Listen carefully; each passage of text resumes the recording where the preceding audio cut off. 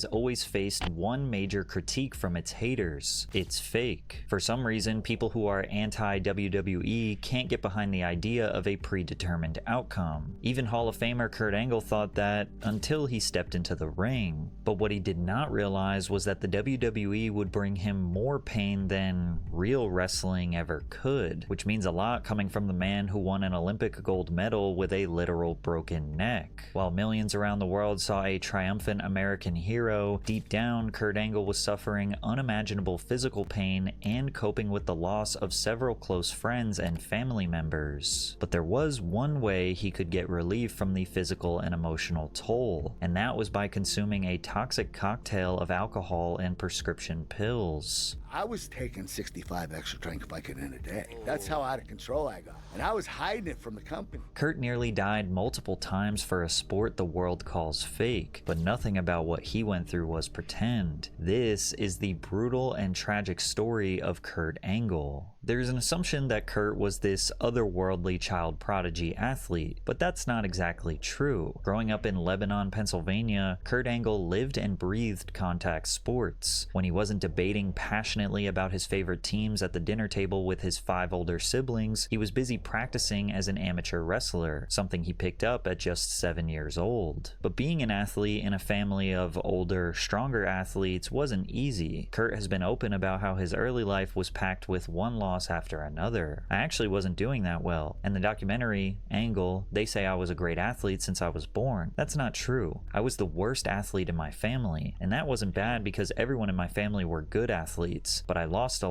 Oh, just one thing I meant to say that I didn't say when Patrick said it. I'm not gonna lie. I feel like a lot of wrestlers don't get their just due on the shit that they be doing in the ring, bro. Like, yeah, it's predetermined, all that type of shit, bro, but it's not a nigga in the world unless you have like that in you for real that will actually get up and do the shit that they be doing. Like, if we're being honest, bro, like, nigga, the shit Jeff Hardy, the Dudleys, who else? I can name hella people. Abyss, Sabu, rest in peace. Um, Nick Gage, bro, it's so many people that do crazy shit when they hit the ring. You know what I'm saying? And I feel like a lot of people don't get their respect or they just do because the outcome of the match is predetermined. Like, yeah, that's cool, but like, bro, you're being entertained in a way that only a select amount of people can really do. How big, like, the roster is only like, I don't even think 100 wrestlers when it comes to like between both brands on the main roster. Like, bro, that's a very small group of people who they pick and choose to put on your TV to do that. And you know what I'm saying? They don't get they just do because a lot of them are working every single week 24/7, Monday, Friday.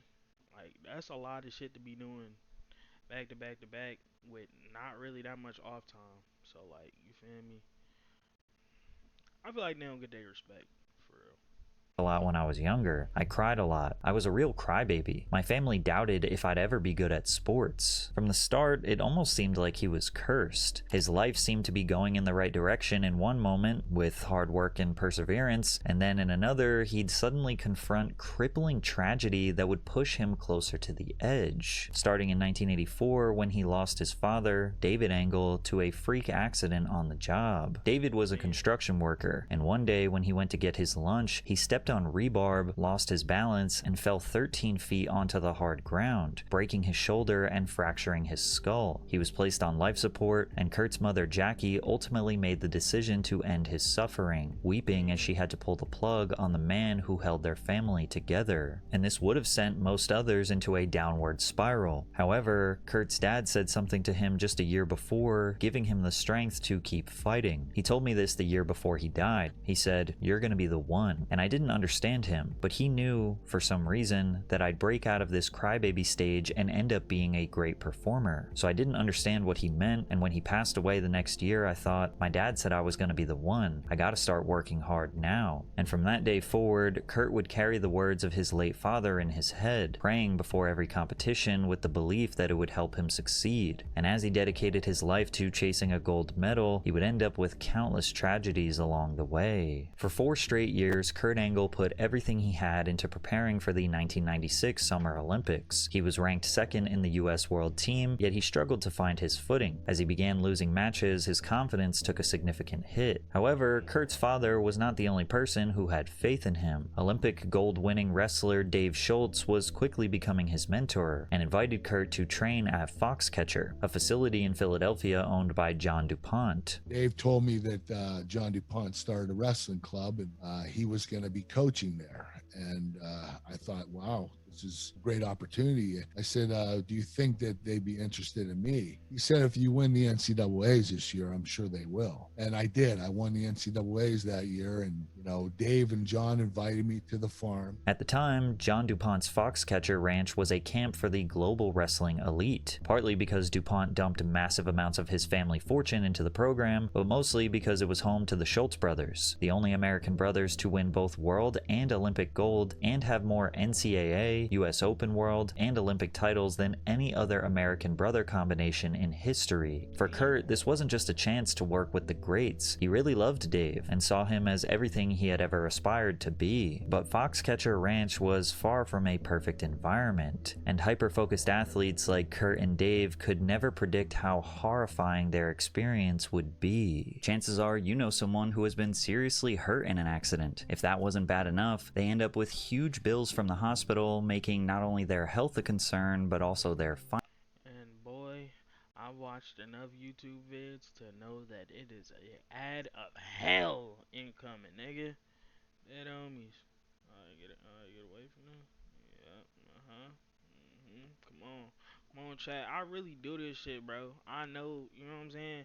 I'm a real YouTube watcher. You know what I'm saying? slowing down the pace of his matches, saying, if I didn't get tired, I was going to win. He immediately began focus on endurance and believed that his training only began once he became exhausted. Angle's grueling regimen included a 6-mile run completed in 38 minutes, 10 200-yard hill sprints with someone on his back, and then another 10 sprints without assistance. He would then do drills on the mat for 4 to 5 hours, rotating between 3 to 4 training partners. Then he took a 30-minute break before repeating this entire process. His evenings were reserved for plyometrics and weight training. His goal was to see how far he could push his body to its limits. For 2 consecutive years, Kurt trained 3 times a day for 28 out of 30 days each month, and because of that, he was knocking off the best conditioned wrestlers in the world, establishing him as a serious contender for the gold medal at the Hold on. You said, Tigo, you wish to blow up as a rapper, artist, or as a streamer. To be honest, I'm not gonna lie. I'm just gonna end up being an entertainer. Period. I feel like I can just do that. I got the charisma to do it. I can entertain. I don't want to put myself in a box. Cause a lot of people don't know, bro. Before I was even doing music, cause you know me for music, but like, bro, I was doing skits since I was like what, 12, 13.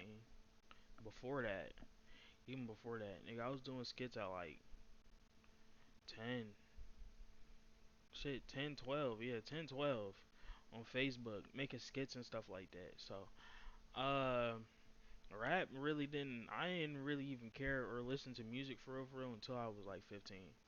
So I don't know why niggas is calling me, but yeah, I didn't even start doing anything music wise until I was like 15, 16. So I mean, it really depends, bro. Like I feel like I'd improve myself that I can go into any lane that I really want to when it comes to this shit, bro. Like I didn't also, and not just me. Let me not just say me, cause me and my niggas done all did some amazing shit together. Like Bro, we took a YouTube channel with nobody on it. We moved niggas from one platform to another. That's really hard to fucking do, with the promise of more content. You feel me? So, bro, I just want to do this shit. I just want to have motion, and not to be super famous, but like, you feel me? Like, if you get super fame, that's cool, but I just really want to feed my peoples. That's it. Ain't really nothing else to it for real, for real. Like, I just want to feed my peoples and be straight. Feel me? I hope to answer your question though, but like, yeah, I've been doing this shit, bro. So, whatever way, whatever way that success come, you feel me? I'm cool with it. Like, I got receipts of how long I've been trying to do this shit, bro. Like, there's always new lanes and different ways to do this shit though. But yeah, let's get back to the vid, man. You know what I'm saying?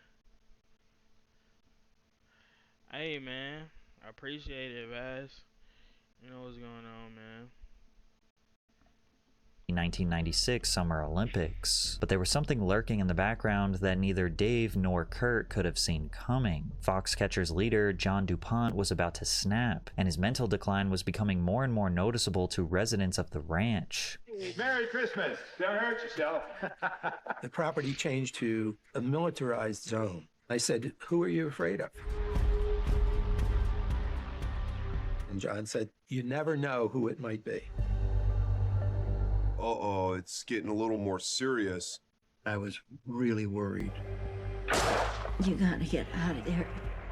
You gotta get out of there now.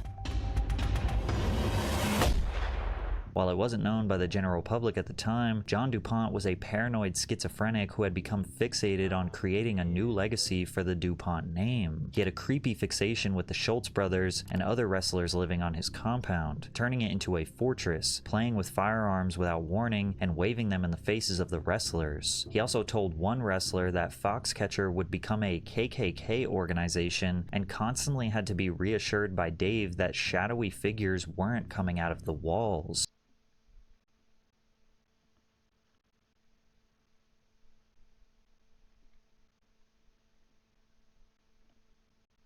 Nigga, what the fuck? One of y'all need to put. Unc didn't need to be on a fucking whatever the fuck he was on, nigga. He need to be in a goddamn home. The fuck was?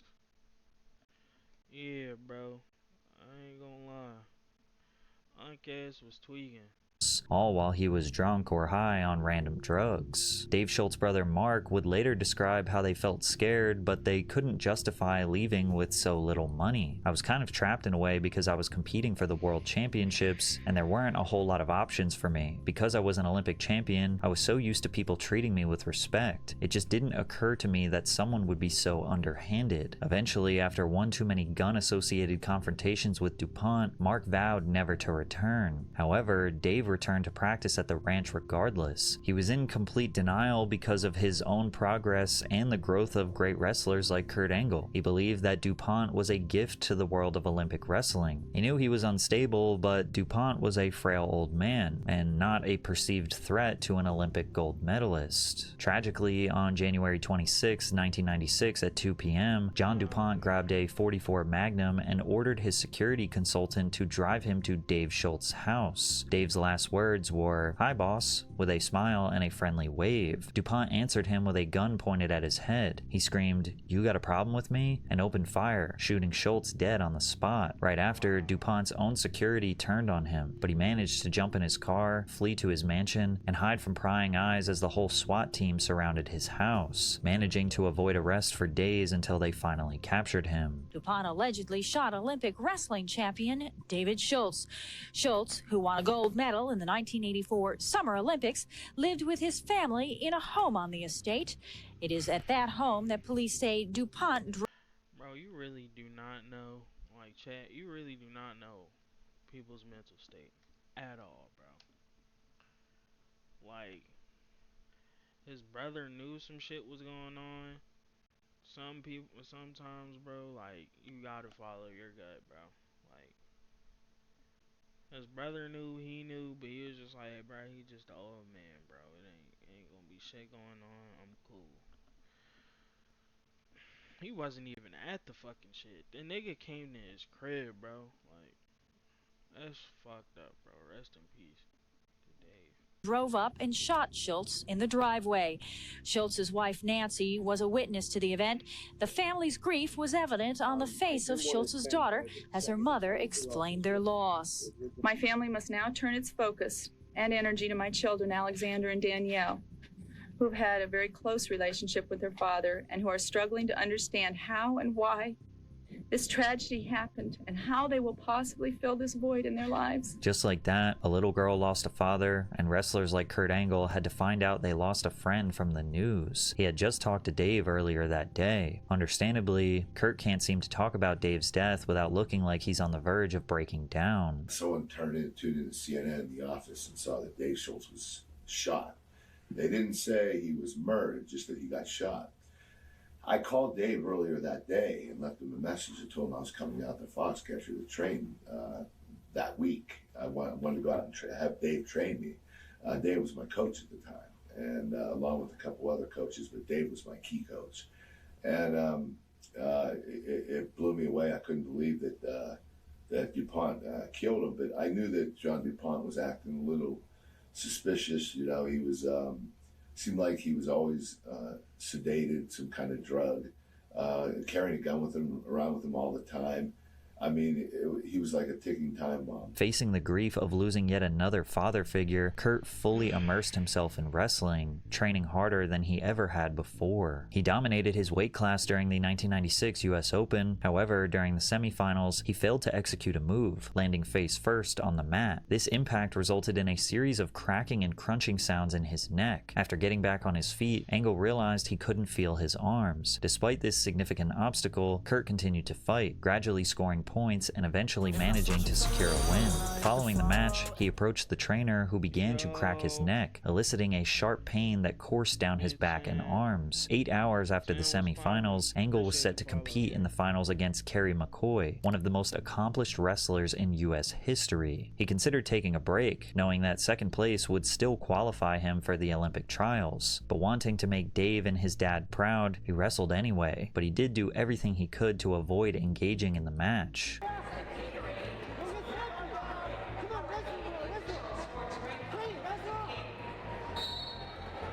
Miraculously, Kurt managed to pull off the victory and was one step forward to achieving his Olympic aspirations. This would be Kurt's defining characteristic as an athlete. His career is packed with memorable moments where he defied the odds, but he might be one of the only people on the planet who would hop back into a full contact brawl half paralyzed. To this day, it's arguably what he's easy. In his first match, Kurt defeated a wrestler from Mongolia 4-0. His next opponent was a 7-foot-tall Cuban, and after a tense bout that ended 0-0, he ended up scoring a victory with just 4 seconds remaining in double OT. And in the following match against a Russian competitor, he found himself trailing 3-0 early on, but his opponent used up all his energy. But as we know, Kurt's cardio was world class, and he ended up coming back from a 3-0 deficit to win with a score of 4-3. Then Kurt found himself against Abbas Jadidi, the most renowned Iranian wrestler to date. And for Kurt, this was it. He had pushed through broken bones and several personal tragedies just for a chance at making it big. He was the underdog. The only chance he had was to wear his opponent down without losing the ability to move. And surprisingly, the strategy really worked. Both wrestlers have really expended and extended themselves in this match, despite the 1-1 score. Shadidi showing a lot of power in this overtime. Off the mat, no points, no score. 1 minute and 25 seconds left in the sudden death. Jackie, Kurt's mom, very nervous. Sometimes she leaves. She gets so nervous and anxious, but she's going to stay here for this one. And Shadidi here taking a break. But when the match ended, it all came down to a referee's decision. All Kurt could think was, 4 more years. I have to do this for 4 more years. He knew he wouldn't be able to just stop wrestling after earning second place. But after some tense debate, the referee raised Kurt's hand, and he realized he had just won a gold medal despite competing with a broken neck. There's the hand being raised. the referees didn't know. First raised one hand, then the other, and elated. Kurt Angle jumps for joy with this victory and gold medal.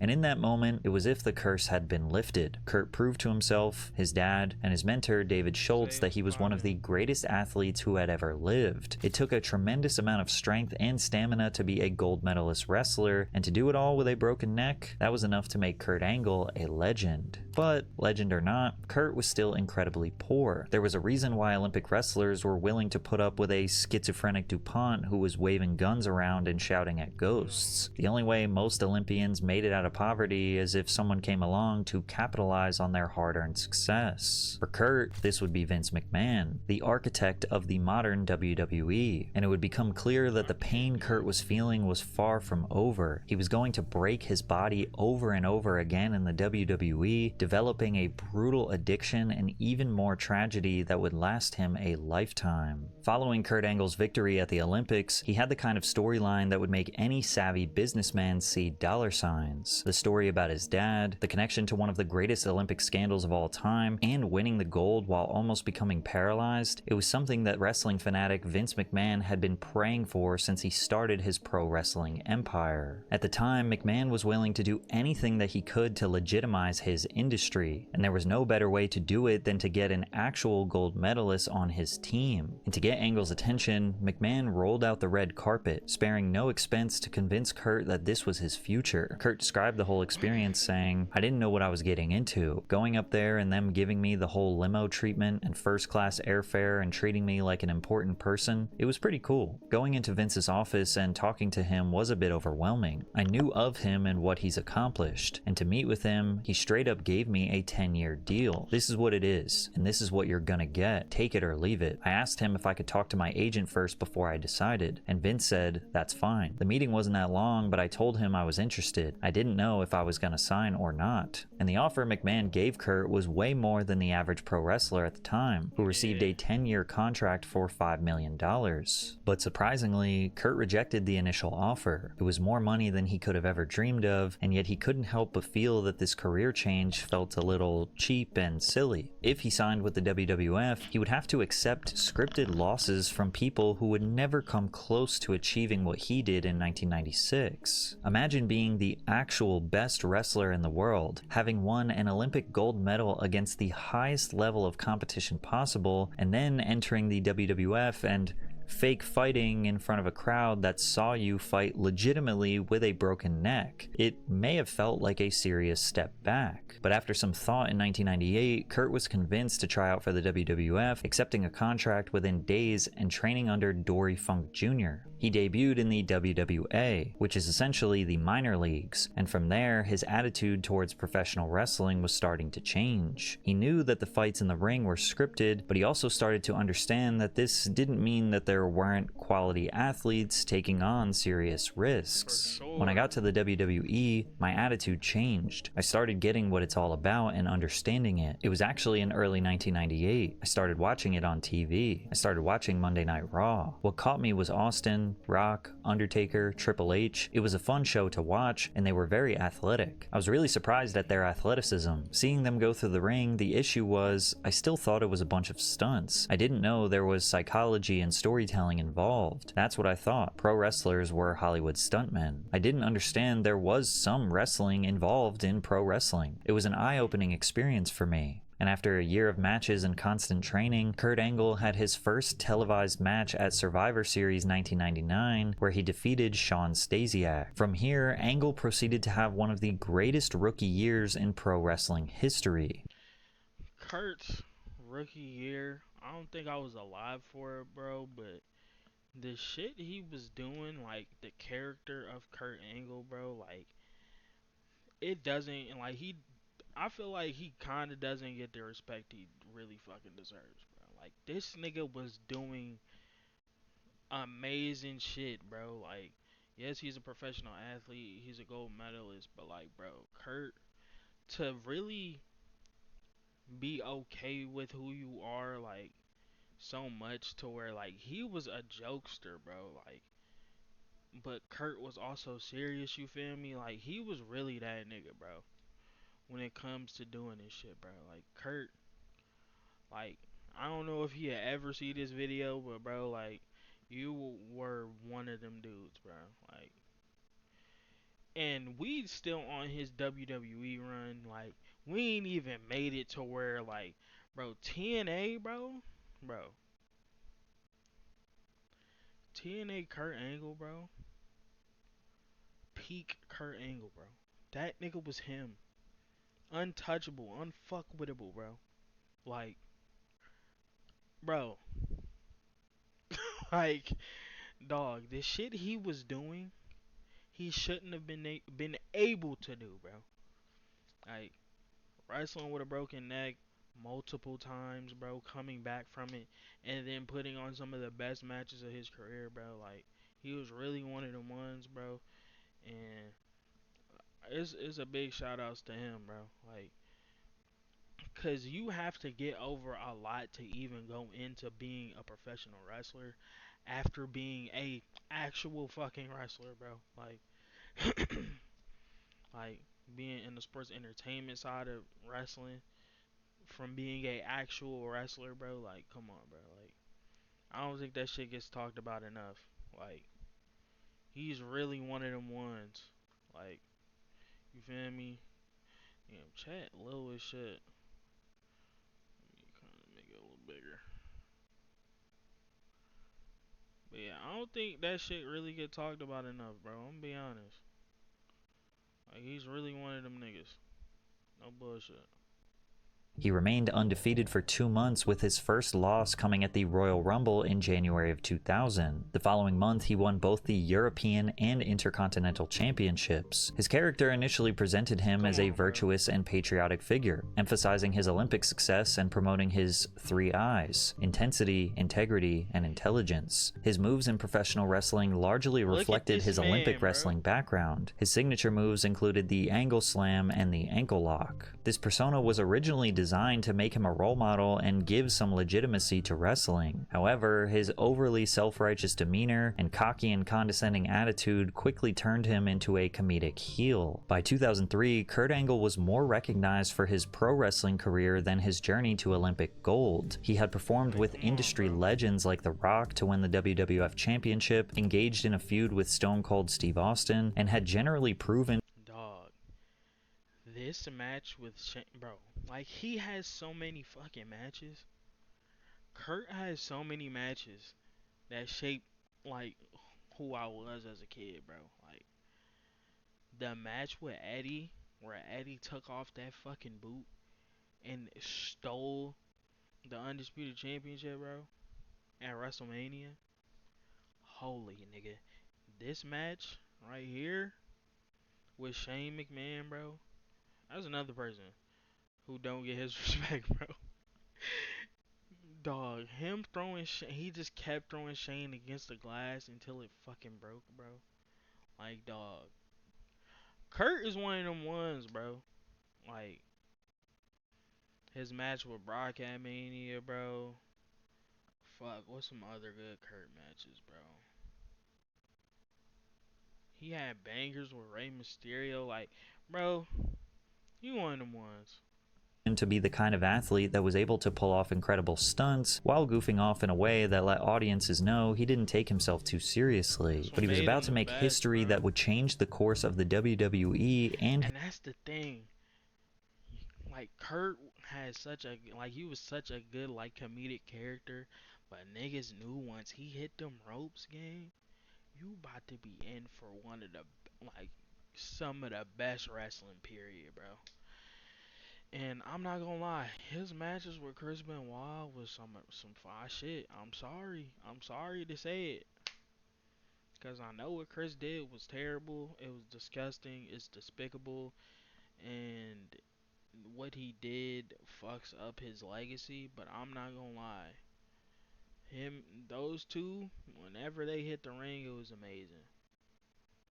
But being real, that man did some very fucked up shit and some shit that we should not praise. But I'll be honest. his life forever when he feuded with Brock Lesnar. To fans, Come on, this bro. was a match made in heaven. When I was in the ring, I took a lot of pride in what I did. Angle slam! I always wanted to be the best. I was always the best. Kurt Angle is a WWF champion! God put me on this earth to be a professional wrestler. Look at this monster! I think Kurt Angle wanted to know just how good he really was. And no one could push him like Brock Lesnar could push him. To this day, the climax of the feud at WrestleMania 19 is considered to be a technical masterpiece. Brock and Kurt were at the top of their game, and every fan was tuned in to see them settle their rivalry once and for all. But tragically, it looked like Kurt Angle's curse was far from over. Once again, his body was starting to quit on him. And now looking back on this legendary feud, it's obvious that every hit Kurt was taking was absolute agony. Even though professional wrestling looked like a positive distraction, Kurt wasn't as young as he used to be. He was a 35-year-old man held together by incredibly invasive procedures, and because he refused to slow down, he was forced to make a visit to the hospital that would change his life forever. And look,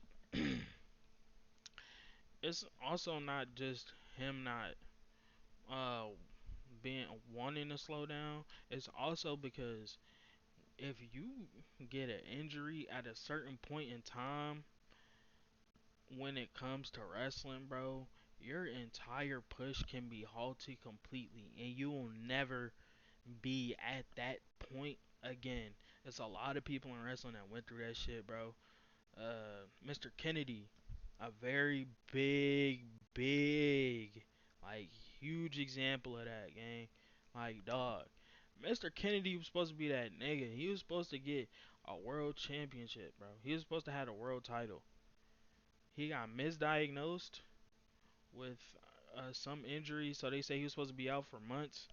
Ended up having to drop the briefcase to Edge. Dog, he was in a feud with the fucking Undertaker, okay? Like, won the Money in the Bank briefcase at WrestleMania. Got injured, but it wasn't as serious of an injury that they thought it was. It's kept him out for months. The misdiagnosis, he was only supposed to be out maybe a couple weeks off TV. But if you're supposed to be off TV for months, the whole landscape of what was supposed to be happening with your character can completely change, bro.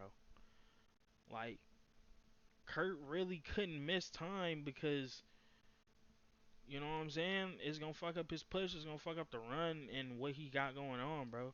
So, like, it's crazy what these wrestlers will really do just to get the story going and to, like, show that they really care about this shit, bro. Like, so another reason why y'all gotta put respect on these people, bro. Underwent neck surgery to repair nerve and spinal damage, calcium buildup, bone spurs, and intervertebral disc issues. Instead of removing the discs and fusing his vertebrae together, Angle opted for a less conventional surgery where only the spurs and selected portions of the discs were removed, and the surgery was mostly a success. It reduced Angle's rehabilitation time from 1 year to 3 months. But in order to help with the speedy recovery, Kurt's doctor prescribed an increasingly popular painkiller called Vicodin, an opioid used to numb the pain from severe injuries and after intense procedures. At the time, Kurt didn't see the big deal. One pill every 3 to 4 hours in the short term seemed simple enough. However, as the pain became more mental than physical, Kurt would find himself confronting the greatest battle of his life, struggling with an addiction that was very new to the American public, and even he could not. And that's another thing. People wonder why so many professional wrestlers die at a young age. It's a lot of wrestlers that might have died early 40s, early 50s. A lot of them are lucky to make it through their 60s, bro. And you'll see a lot of wrestlers that can't walk straight at all, are wheelchair bound, things like that, bro. Like, it gets really bad. Cause a lot of them, especially, I don't know how bad it was in the early 2000s, late 90s, but I know, like, the 80s, bro, the drugs were bad, bro. Everybody off coke, all type of shit. You feel me? Like, they just off drug cocktails, just trying to get paid. And I don't know how much they were getting paid in, like, the 80s and shit like that, but bro, like, niggas were off that shit. You feel me? Bro, niggas was off that shit trying to get paid. They're trying to numb the pain so that they can keep going to fucking continue on, bro. Like, shit was wild. Shit was wild, bro. Like,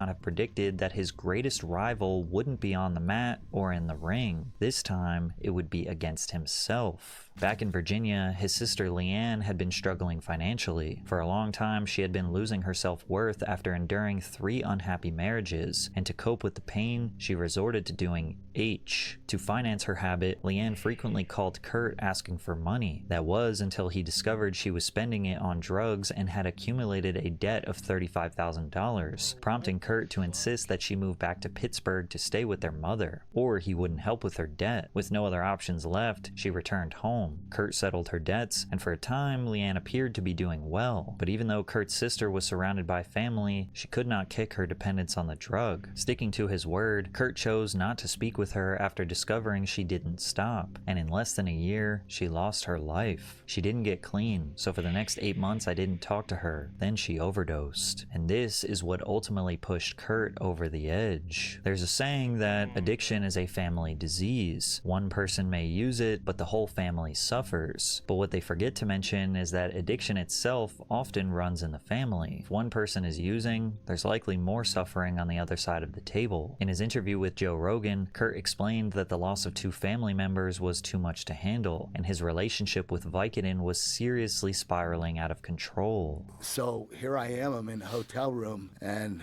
I look at my pills. I said, F it. I took 20 of them, threw them in my mouth, chewed them up, and swallowed them. I didn't wake up till 5 o'clock in the afternoon next day. And I had the biggest match of my career. Oh my that God. night. At this point, the Vicodin wasn't even there to help with the pain. It was a ritual that prevented Kurt from absolutely losing his mind. Each night, he placed 15 pills on his bedside table because when he woke up, he would be having withdrawal symptoms. Within 6 months, Angle was taking 65 extra strength Vicodin pills per day. I was taking 65 extra strength Vicodin a day. That's how out of control I got. And I was hiding it from the company. Surprisingly at first, Angle's substance abuse issues had no effect on his in-ring performance, but in order to support his drug habit, he needed to work. In order to work, he 65 a fucking day, gang? He shouldn't have been able to function. But that just shows you, bro, and especially at this time, the fucking Big Pharma was going crazy, nigga. Niggas was getting prescribed hella shit during this time, nigga.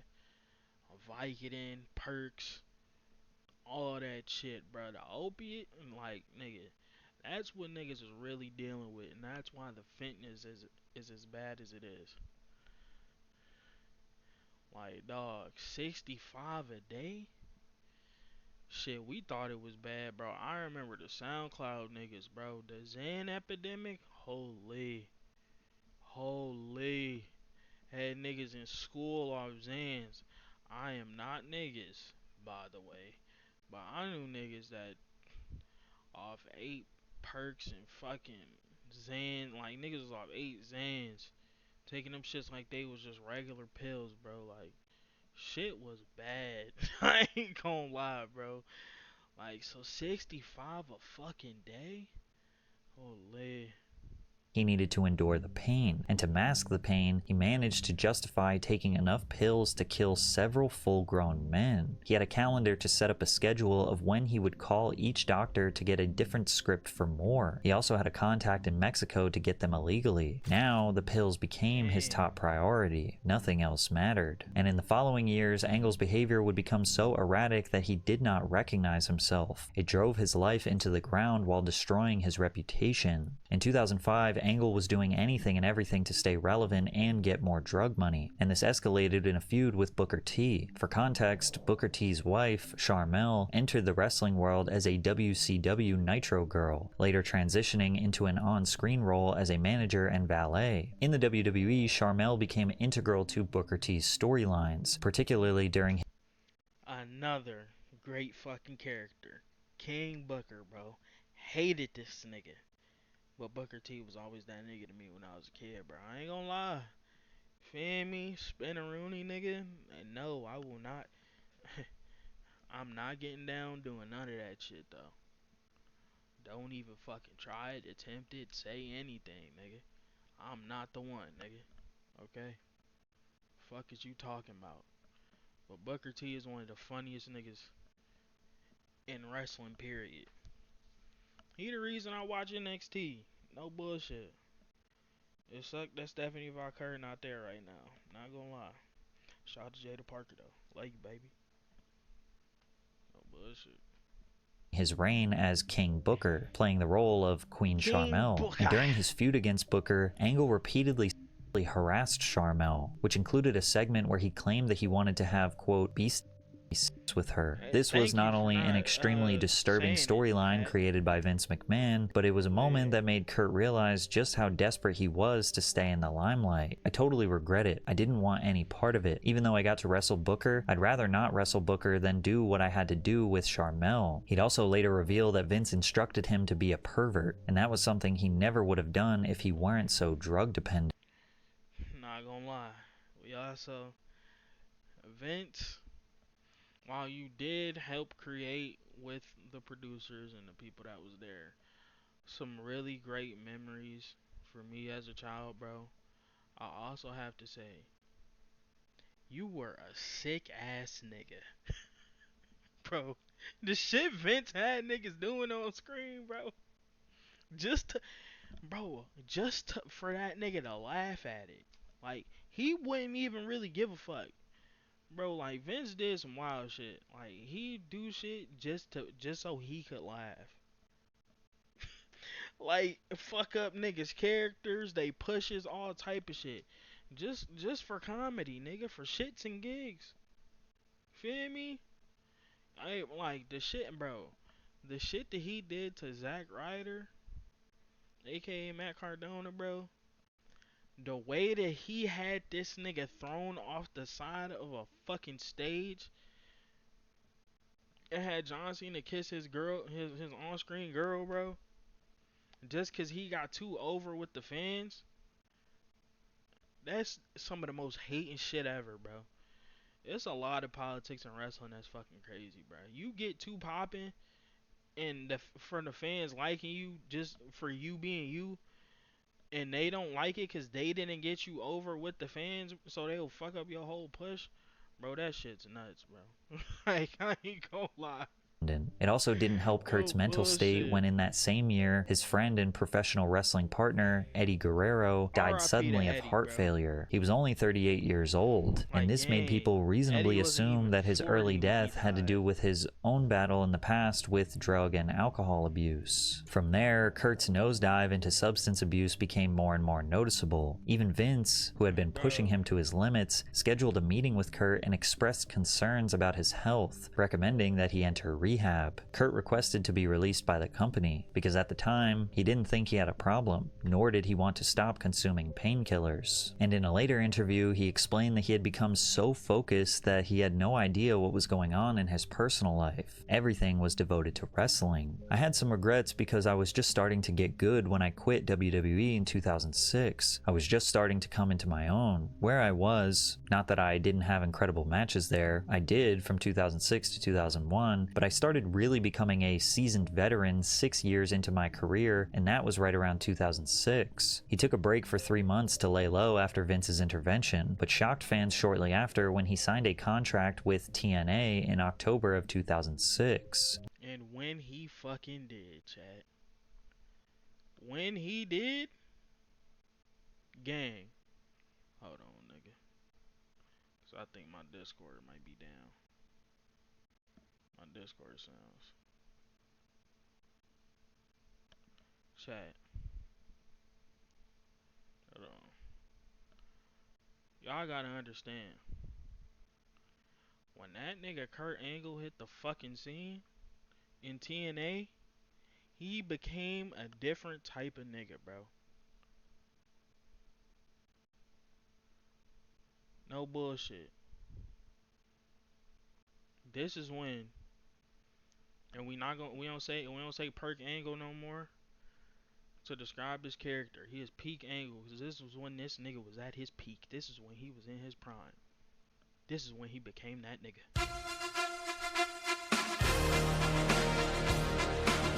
one more time for the niggas in the back, nigga.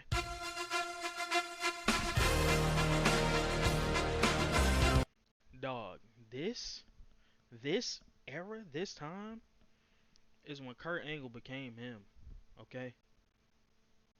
If you missed TNA Kurt, you missed a man on a fucking mission, brother. Chef's kiss. This is when Kurt became that nigga. Okay? Just letting you know. With all of Kurt Angle's star power, fans felt completely blindsided. They could not comprehend why he would go down to the B leagues, as TNA was viewed as significantly inferior to WWE in nearly every way. But according to Angle, it was an opportunity to start fresh. The reason I signed— And it wasn't, bro. TNA was not in the B league. Around this time, I think when Kurt came, that's when a lot more people made the jump from from WWE to TNA. So, but TNA had a lot of great talent that eventually would end up making their way to WWE later on in their careers. But bro, TNA had some niggas over there, and they was putting on some great fucking matches. It's just, you know what I'm saying, a lot of the shit that's going on now with AEW and WWE right now, where people just won't tap in. I'm just not tapped in with AEW for real, just because like I don't know what's going on, and right now a lot of people aren't liking the Death Rider story with Mox, and just from what I'm seeing, I ain't really trying to get involved with it. I'm gonna be honest. They do got some great people over there. Adam Page, Tough, Swerve, Tough, Osprey. I think Joe's over there. Samoa Joe's over there. It's a lot of great people over there. Willow, Harley Cameron. There's a lot of people over there that's doing a fucking thing in AEW. Mercedes, but you know what I'm saying, the tribalism in wrestling, bro. We can never get over that shit. And a lot of times, bro, you can really be missing out on some of the best shit you will ever see, like some of the best wrestling ever, just because you just don't want to watch another thing. And you know what I'm saying? I feel like a lot of people should expand their brains to like actually want to consume other forms of wrestling. Like shit, I remember when AEW first came out, nigga, I was turned. But you know, a lot of people then flip flopped and went back and forth between the companies and shit. Like Cody's the top dude in WWE right now, off of helping start AEW. So you know, I understand it, but I wish we kind of got away from that a little bit more. Not even in just that, even with like music and shit. But you know.